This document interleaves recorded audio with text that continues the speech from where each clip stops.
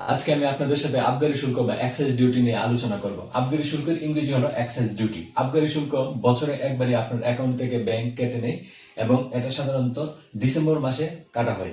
আপনার অ্যাকাউন্টের ব্যালেন্স যদি এই নির্দিষ্ট সীমা অতিক্রম করে তাহলে ব্যাংক আপনার কাছ থেকে একবার আবগারি শুল্ক কাটবে এবং এই সীমা যদি একবার অতিক্রম করে তাহলে আবগারি শুল্ক একবারই কাটবে। এই সীমা যদি 1000 বার বা আরো বেশি বার অতিক্রম করে তাহলে আবগারি শুল্ক একবারই কাটতে পারবে। মোট কথা ব্যাংক আপনার অ্যাকাউন্ট থেকে বছরে একবার আবগারি শুল্ক কাটবে এবং আপনার যত ধরনের অ্যাকাউন্ট আছে সব ধরনের অ্যাকাউন্ট থেকে এটা কাটবে এবং এই সীমা অতিক্রম করলেই ব্যাংক এই আবগারি শুল্ক কাটতে পারবে। আমি আপনাদেরকে সীমাটা বুঝিয়ে দিই। যদি আপনার অ্যাকাউন্টের ব্যালেন্স 3 লক্ষ টাকা পর্যন্ত হয়, অর্থাৎ আপনার ব্যালেন্স 3 লক্ষ টাকা অতিক্রম না করে, সেক্ষেত্রে ব্যাংক আপনার কাছ থেকে কোনো আবগারি শুল্ক কাটবে না।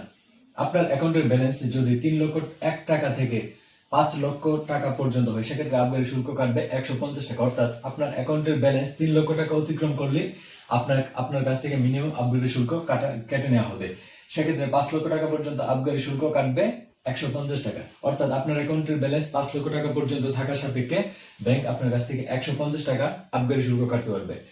এর উপরে যদি 5 লক্ষ 1 টাকা হয়, অর্থাৎ 5 লক্ষ টাকা অতিক্রম করে 5 লক্ষ 1 টাকা হলে ব্যাংক আপনার অ্যাকাউন্ট থেকে 500 টাকা আবগারি শুল্ক কাটতে পারবে। এই সীমা থাকবে 10 লক্ষ টাকা পর্যন্ত। অর্থাৎ 10 লক্ষ টাকা পর্যন্ত আপনার ব্যালেন্স থাকা সাপেক্ষে ব্যাংক আপনার কাছ থেকে 500 টাকা আবগারি শুল্ক কাটতে পারবে অথবা এক্সাইজ ডিউটি কাটতে পারবে।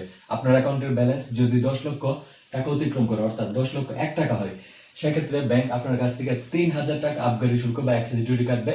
এই সীমা থাকবে 50 লক্ষ টাকা পর্যন্ত। অর্থাৎ আপনার অ্যাকাউন্টের ব্যালেন্স 50 লক্ষ পর্যন্ত স্থিতি বা ব্যালেন্স থাকা সাপেক্ষে বা ব্যালেন্স যদি আপনার অ্যাকাউন্টের ব্যালেন্স যদি 50 লক্ষ টাকাও থাকে, সেক্ষেত্রে ব্যাংক আপনার কাছ থেকে 3000 টাকা আবগারি শুল্ক বা এক্সাইজ ডিউটি কাটবে। আপনার অ্যাকাউন্টের ব্যালেন্স যদি 50 লক্ষ টাকা অতিক্রম করে, অর্থাৎ 50 লক্ষ 1 টাকা হয়, সেক্ষেত্রে ব্যাংক আপনার কাছ থেকে 5000 টাকা আবগারি শুল্ক কাটতে পারবে।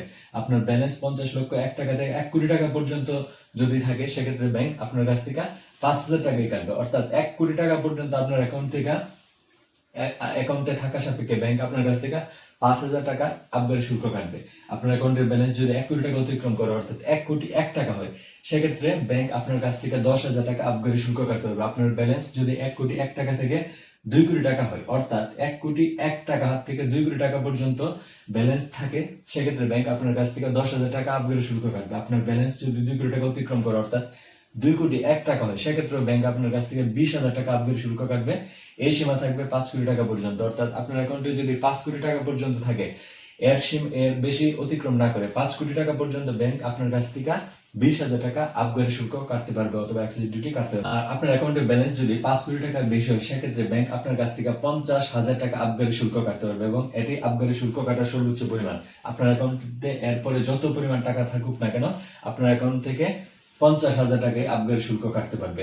আপনার যে কোনো ধরনের অ্যাকাউন্টে হোক না কেন, আপনার অ্যাকাউন্টের ব্যালেন্স যদি এই নির্দিষ্ট সীমা অতিক্রম করে, এটা লোন অ্যাকাউন্ট হোক, সেভিংস অ্যাকাউন্ট হোক অথবা কারেন্ট অ্যাকাউন্ট হোক, আপনার অ্যাকাউন্ট থেকে এই পরিমাণ এক্সাইজ ডিউটি বা আবগারি শুল্ক কেটে হবে। এটা ব্যাংকের আয় খাতে যাবে না, এটা সরকারি কোষাগারে জমা দেওয়া হবে। সেক্ষেত্রে প্রতি বছরের শুরুতে আপনি ব্যাংক থেকে একটা স্টেটমেন্ট সংগ্রহ করে নেবেন, তাহলে আপনি দেখতে পারবেন যে আপনার অ্যাকাউন্ট থেকে কত পরিমাণ এক্সাইজ ডিউটি বা আবগারি শুল্ক কাটা হয়েছে এবং আপনি ব্যাংকের সাথে যে আপনার ভুল বোঝাবুঝির অবসান হবে। আপনি বুঝতে পারবেন যে ব্যাংক আপনার কাছ থেকে অতিরিক্ত কোনো চার্জ কাটছে কি না।